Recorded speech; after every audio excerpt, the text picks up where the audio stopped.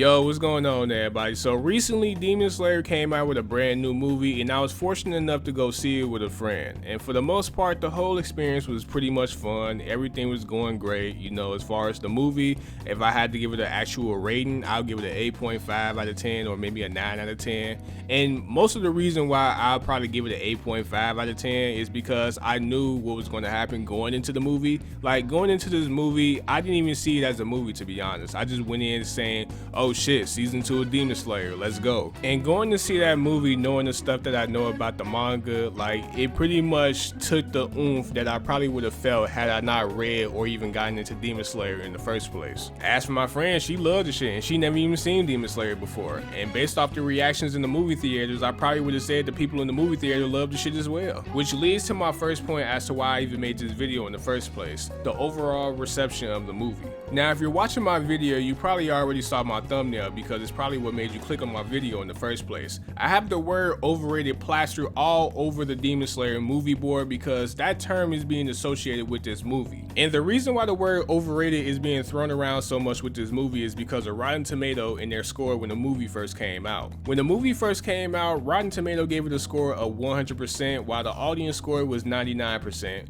where you could pretty much just say it's a perfect score because it's only 1% off. Add on top of that Japan released a statement saying that Demon Slayer Mugen Train was the #1 selling movie of all time in their country. Alright, so you add those two things together and you have this perfect thing where it's easy for someone to come by and say that this is overrated. Because by human standards, nothing is considered perfect, alright? Like everyone has an issue with something. Even me, a Demon Slayer fan, can admit that the movie wasn't the perfect score. I think anything above a 93 is a little bit excessive. And that's the thing. Just because I didn't think the movie was a perfect score doesn't mean that it wasn't a great movie. The whole score percentage thing is just scattered numbers. When you break the scale down into 5 ranks of bad, okay, good, great, and perfect, most people on average will have that Demon Slayer movie in a great movie rank, which is equivalent to a 9 out of 10. And if a movie that is rated 9 out of 10 considered overrated, then just take the whole scoring scale and just throw it away, alright? Because whenever I call something overrated, it usually means that I experienced something that was so far apart from what people praised it up to be that it was borderline unenjoyable, or it was just okay. So in that instance, I think people are just overusing the word overrated. And knowing today's world of wave riding, people might be calling it overrated and they never even seen the damn movie. Now another reason why I'm making this video is because I came across another anime YouTuber's video of him reviewing the movie. And for the most part, he seemed like a cool dude and I'm actually subscribed to him on one of my other channels. But he has some points in this video that I feel like should be argued. So I'm actually going to play his video and I'm going to argue some of his points. So first, let me just say that there is a lot of hype on this movie. Like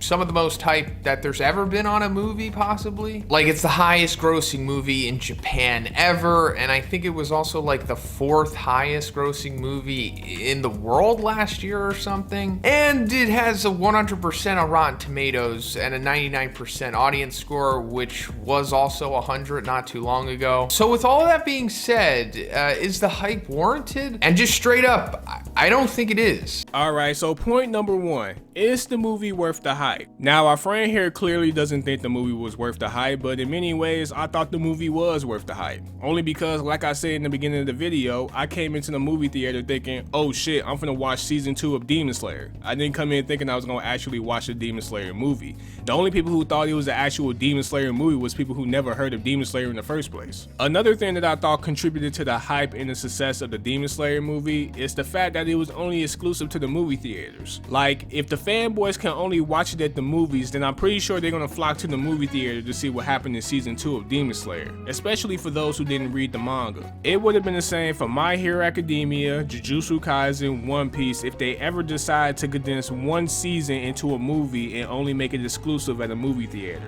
Like, could you imagine if One Piece decided to turn the whole Wano arc into one movie? That shit would be #1 right now. So it's like I said, the main main reason why I think the Demon Slayer movie is so popular in the US and Japan is because everybody just wants to see what happened in season 2 of Demon Slayer. If this was just some off-brand movie where it wasn't canon like My Hero Academia 2 Heroes or some shit like that, then I'm pretty sure it wouldn't be getting the traction that it's getting right now. And also, you gotta take into account, this is Japan we're talking about. Like, anime is their shit, like it's their culture. Pretty much anything that comes out of Japan is most likely gonna be #1, especially if it's popular in the US. Like, for Christ's sake, they thought Your Name was a good movie when it turned out to be the most boring shit I ever seen in my life. And the only reason why I even found out about that movie was because Rotten Tomatoes was hyping that shit up to death. They was saying that movie was the greatest anime movie of all time, and I think at one point Your Name was considered the #1 grossing movie in Japan. So like, yeah, bruh. And another thing about Rotten Tomatoes, I don't even know why people even take that website serious. Like, some of the greatest movies of all time, Rotten Tomatoes has rated a low score. So I wouldn't be running to Rotten Tomatoes to see how good a movie really is, because they're very industry influenced, if you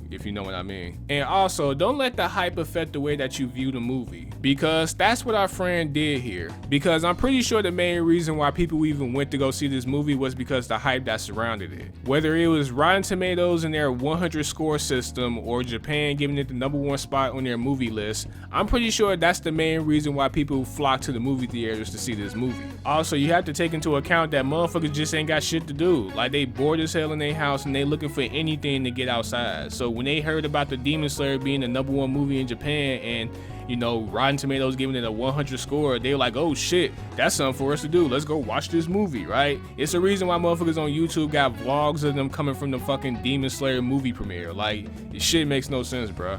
Now, before I go any further, let me just say that I have a very good understanding of the Demon Slayer series. I did a review for season 1 as well as the entire manga on the channel. I'll have the links in the description for those videos if you're curious to hear my thoughts on the series. But as I've said before in those videos, I was always kind of a little confused as to why Demon Slayer is so incredibly popular, at least in Japan. And I thought maybe it just had a lot to do with it being a very clean, paint by numbers, battle manga shonen series. You know, just a very straightforward, very well done, you know, clean series. That, along with its themes and designs, I guess really hit home with the Japanese audience, which led to its crazy explosion in popularity. But as for the movie being so successful, well, I guess a lot of that also has to do with its brilliant marketing strategy. Alright, so we have point number 2. Why is Demon Slayer so popular in Japan? Well, you got most of it, bro. Like, for the most part, it is a simple show, and it's a simple shonen, and people don't like overcomplicated shows to get into. Like, they like some shit they can just hop into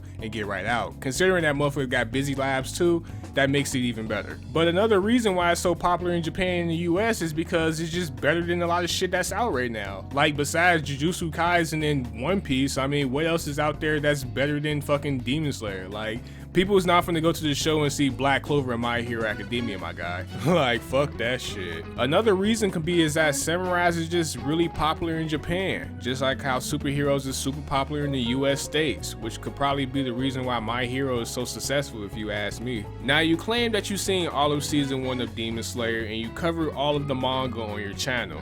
And you did all that, and if you still don't understand why Demon Slayer is so popular in Japan, then you just don't get it at all, bro. Like, maybe Demon Slayer is not your shit, you know? Based off of what I've seen while being subscribed on your channel for about a year now, like, it seemed like superheroes is your shit. Like, stuff like My Hero, One Punch Man, that seems like your thing, alright? So, you know, like I said, maybe Demon Slayer is just not your shit. And this just doesn't go for him. This goes for anyone who ever thought Demon Slayer was an overrated show, or some people who just don't understand why Demon Slayer is a popular show. Like, it's like I said a minute ago, right? Maybe Demon Slayer is not your shit. Like, don't try to force yourself to watch something because it's the popular thing to do. Because at that point, you're just giving unfair criticism and you're not really giving the show the benefit of the doubt because it really wasn't your shit to begin with. And it's even worse when you call the show that you was never into in the first place overrated, and then when someone tried to ask you what's your reason for calling it overrated, you really can't give any points. You know what I'm saying? Like, the points that you might give might be contradictory to what you watch. Like, for instance, there's a lot of people I know that don't like Demon Slayer, but they like Black Clover, right? Like, motherfuckers' taste is just all over the place, right? Like, some shit is just considered a good show, and some shit is just considered a bad show. All right, and most of the time, like, the wide majority of people can usually come to a conclusion on, you know, what's good and what's bad, whether if the ratio of percentages is 80 to 20 or 20 to 80, like usually the people will let you know. And in that case, most people believe Demon Slayer is a good show, and I think the wide majority of people would think Demon Slayer is a better show or a far superior show than Black Clover. And I'm not just talking about show, I'm talking about series, manga, all of that shit. And also, one last thing, it's very possible for a person to consider a show good even though it might not be their thing. Like for example, I'm not really into the whole Viking thing, but I think Vinland Saga is still a well-written series. Another example, I have a friend who don't really like One Piece because he's not really into pirates, but he acknowledges that One Piece is a good story. Like he understands that it's one of the greatest shonen manga of all time. Now here's another possibly controversial take, and I say that there's a portion of this movie that drags, and it's I guess what we consider the second act of the movie when they're all having their dreams. This sequence goes on extremely long. There was some fun sequences here and there for sure, but a lot of it was kind of just dragging on. Aside from that, the stakes are kind of low in this movie. The villain is pretty weak in more ways than one. Also, is it just me or did Enmu sound like James Charles? And I never really felt like the protagonists were ever really in like danger or even came close to losing, honestly, until the very end, of course. Now, as far as the second act in the movie when they had a little dream sequences, I wouldn't necessarily say that that part of the movie dragged on. Like, I mean, it was only focusing mainly on Tanjiro's and Sengoku's dreams. I mean, we needed Sengoku's background pretty much. Like, we really don't know who Sengoku is as a character, and pretty much the background or his backstory and his dreams pretty much gave us an idea of who he is and where he comes from. As for Tanjiro's dream sequence, it did go a little bit longer than Sengoku's, but it makes a lot of sense why they did it that way. Because in the first episode of Demon Slayer, I mean, Tanjiro's parents is murdered by a fucking demon. Like, his whole reason for going on these adventures in the first place is because his family got murdered by a demon and his sister got turned into one. And we know that Tanjiro as a character is a very caring person. He cares a lot for his family. I mean, he always tries to protect his sister whenever he can. So like that scene alone pretty much hits home, or it hits hard, really fucking hard for him specifically. Like, if anything, like he had the most difficult time trying to break out of his dream than anyone else. Like, as far as Zenitsu and Inosuke, like their dreams was pretty much like some goofy shit. It was just comic relief, right? Tanjiro's dream sequence, like he literally had to pretty much slice his neck or commit suicide in order to wake himself up. And even when he did realize that he was in a dream and he tried to wake himself up, he still couldn't wake up. So literally, like, you don't even have to realize the trauma that he went through as far as trying to fucking wake himself up by committing suicide all the fucking time. On top of that, you seeing that your family is well and alive and they keep on telling you to come back home because your mom's gonna make your favorite dish and shit. Like, I'm pretty sure that scene fucked him up, and that's probably why his scene went a little bit longer than anyone else's. So that's why ultimately I didn't really think that portion of the movie dragged on. I feel like it was kind of needed in a way because it was a character building moment for Tanjiro, you know, him realizing that he can't go back to what was once perfect. You know, he had to pretty much realize that, you know, the reason why he's going on the journey that he's going on in the first place. And also the villain's main ability is to just put people to sleep and give them sweet dreams, you know what I'm saying? So of course the movie is going to show a portion where they're trying to, you know, give us an example of what Enmu's powers can do. Now, my only complaint about the movie, and the only thing I pretty much agree with him on, is the fact that Enmu was an ass character. I mean, you take away the fact that you can wake up from your dreams by just pretty much killing yourself, and it's like, okay, what's next, Enmu? Like, what you gonna do? I mean, he merged in with the train, but I mean, even then, like, I mean, Inosuke and Tanjiro handled that pretty well. Like, me personally, I felt like Rui was way stronger than Enmu. I mean, like, at least Rui was a little bit more head-on with his attacks, and he was a little bit more strategic than Enmu. Like, Enmu, all he pretty much was doing was just spamming dream mode, like, and when that shit didn't work, he was like, oh shit, what the fuck? And I guess that kind of plays into what he said when he said that the movie didn't really have any stakes or risk. And it's like, bruh, like, it's 4 main characters active in this movie. You got Nezuko, Zenitsu, Inosuke, and Tanjiro. Did you really think that one of them was gonna die in this movie or a season 2 flick? I mean, that's like Deku dying in season 2 of My Hero Academia or a My Hero Academia movie. Like, come on, bruh. Now, as far as Sengoku, I mean, I don't think anyone in that movie theater thought Sengoku was gonna die in that movie, besides me, of course, because I follow up on Demon Slayer on a regular basis, or at least when it was out. But when Sengoku died, everybody in the movie theater was pretty much shocked, alright? Because it was pretty much setting up Sengoku to be this big brother figure to Tanjiro, and Zenitsu, and Inosuke, of course, but mainly Tanjiro because Tanjiro could probably relate to him more with the whole fire technique sword. Their chemistry kind of reminded me of Mirio and Deku because Sengoku reminds me of Mirio in a lot of ways. But yeah, man, Rengoku's death fucked up a lot of people in the movie theater. Like, a lot of people did not think he was gonna die, bruh. And you sitting here saying that the movie doesn't have any stakes. Well, there are your stakes right there for the casual viewer, because everybody swore to God that he was gonna continue on in the series. And let's be honest, if this was any other shonen movie or any other shonen show, Rengoku would have survived this shit. Like,